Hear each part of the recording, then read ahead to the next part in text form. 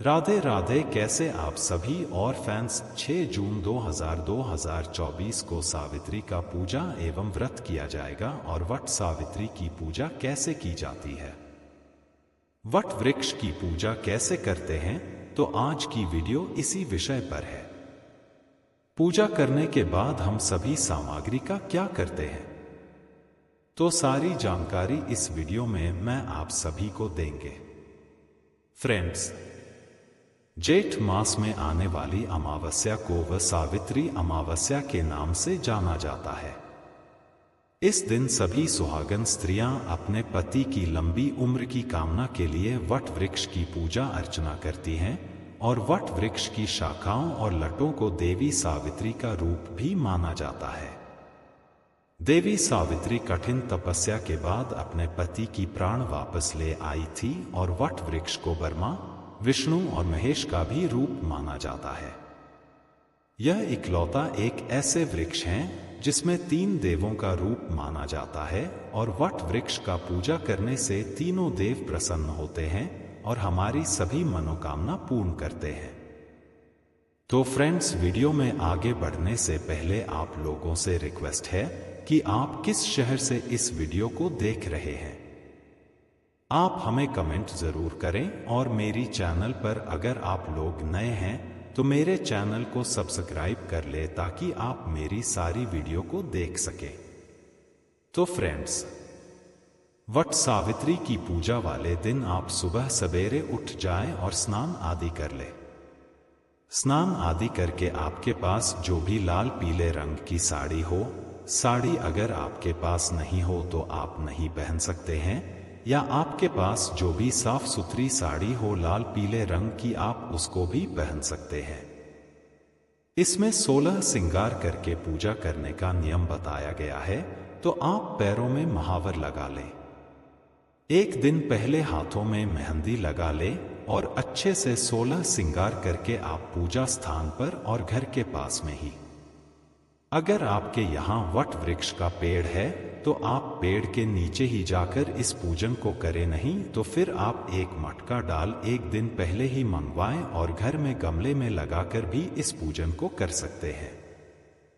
तो सबसे पहले देखिए वट देव को जल से सींचा जाता है, तो यहाँ पर देखिए जल से हम वट देव को सींचेंगे। अगर स्थान यहाँ पर आपको थोड़ा गंदा लगे तो आप उसे साफ सुथरा भी कर लें।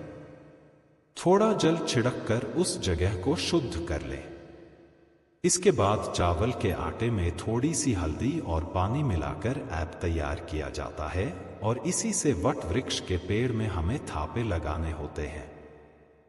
5 या 7 बार आप थापे लगा सकते हैं।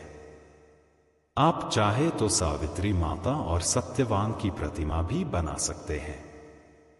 अगर आप प्रतिमा बनाना चाहें तो आप बना सकते हैं, या आप सिर्फ थापे भी लगा सकते हैं।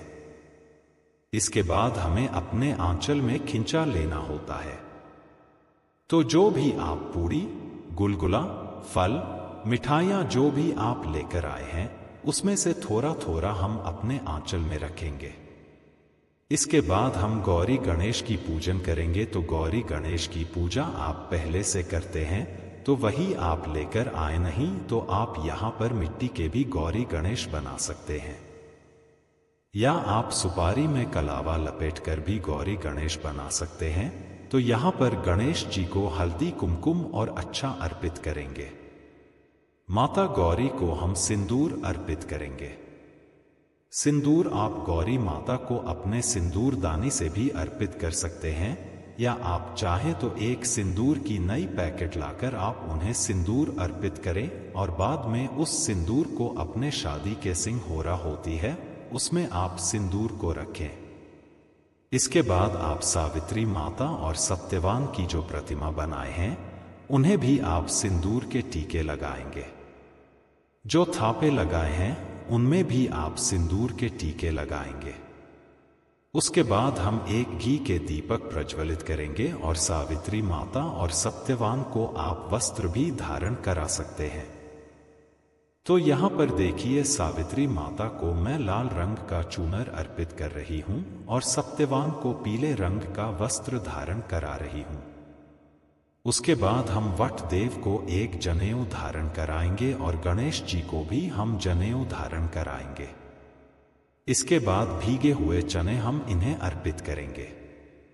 अगर आप कथा की किताब लेकर आए हैं तो वह भी पूजा स्थान पर रखें। इसके बाद इसमें बांस का पंखा भी चढ़ाया जाता है, तो आप बांस का पंखा चढ़ाएं। उसके बाद सावित्री माता और गौरी माता को 16 सिंगार की सामान अर्पित की जाती है। इसके बाद हम इन्हें भोग अर्पित करेंगे। तो आप जो भी भोग प्रसाद बनाकर लाए हैं, पूरी मीठे गुलगुले या कुछ फल मिठाइयाँ, तो इन सभी चीज़ों से आप भोग लगाएं और सभी चीज़ों को अभी आपको पेड़ के नीचे ही रखना है, तो इन सभी चीज़ों को रख दें और धूप दीप दिखा लें। इसके बाद वट वृक्ष की परिक्रमा की जाती है और कथा सुनी जाती है। तो आप चाहें तो पहले परिक्रमा कर लें या पहले कथा सुन ले। तो पहले आप कथा सुनने हैं तो सभी लोग अपने हाथों में चने के कुछ दाने ले लें और यहाँ पर सावित्री माता और सत्यवान की कथा सुने। कथा अगर को आती है तो आप उनसे कथा सुन लें। कथा अगर किसी को नहीं आती है तो फिर आप किताब से भी पढ़कर कथा सुन सकते हैं, सुना सकते हैं। कथा सुनने के बाद हमारे हाथ में जो चने हैं हम पेड़ के नीचे छोड़ देंगे। के बाद वट वृक्ष की परिक्रमा करेंगे। तो परिक्रमा वैसे तो 108 बार करने का नियम है, लेकिन आप चाहें तो 11 बार भी परिक्रमा कर सकते हैं, 21 बार भी परिक्रमा कर सकते हैं, या आप 51 बार भी परिक्रमा कर सकते हैं। जी भी आप परिक्रमा करना चाहते हैं, उतनी चने के दाने गिनकर आप अपने हाथों में ले लें। सिंदूर अपने हाथों में ले ले और वट वृक्ष की परिक्रमा करते समय हमें वट वृक्ष में कच्चे धागे या कलावा लपेटना होता है।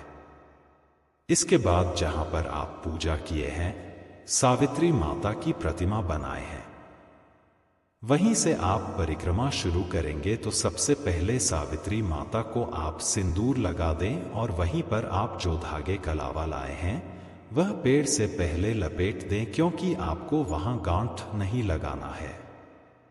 धागे का तो आप पेड़ से लपेट दें। उसके बाद आप धागा लेकर और वट वृक्ष की परिक्रमा करेंगे। परिक्रमा आप जितनी बार भी करेंगे आप सावित्री माता को सिंदूर लगाएंगे।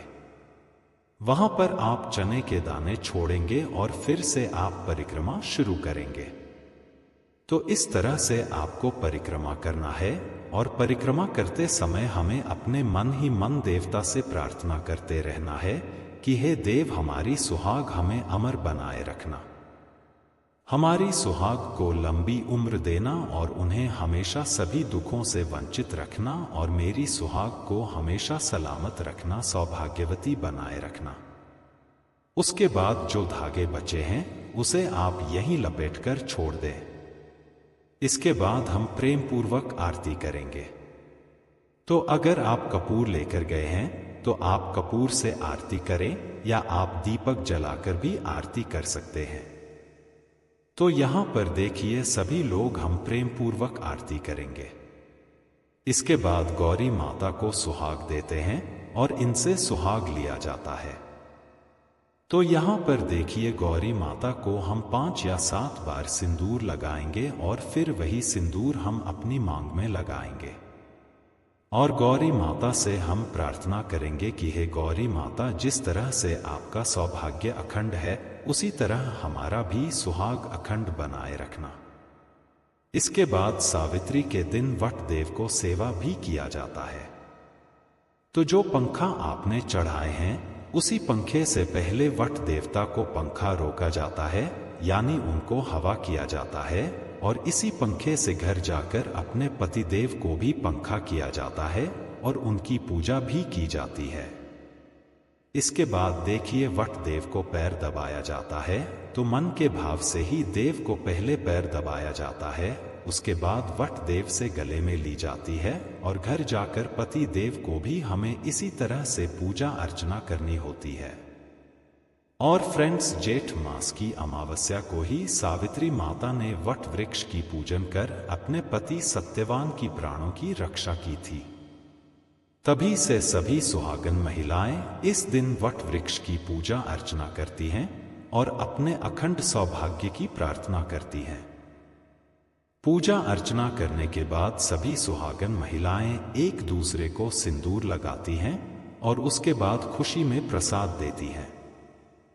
इसके बाद आप पेड़ के नीचे जो भी भोग प्रसाद आप चढ़ाए हैं, जो भी यहाँ सुहाग की समाने चढ़ाए हैं, फल चढ़ाए हैं, तो वहीं पर आप जो भी सुहागन महिलाएं हैं, आप उनमें से कुछ सुहाग की सामान प्रसाद आप उनके आंचल में दे सकते हैं। आप उन्हें सिंदूर लगा सकते हैं, तो एक तरह से आपका सामान दान भी हो जाएगा और आप एक दूसरे के साथ खुशियां भी बांट सकेंगी।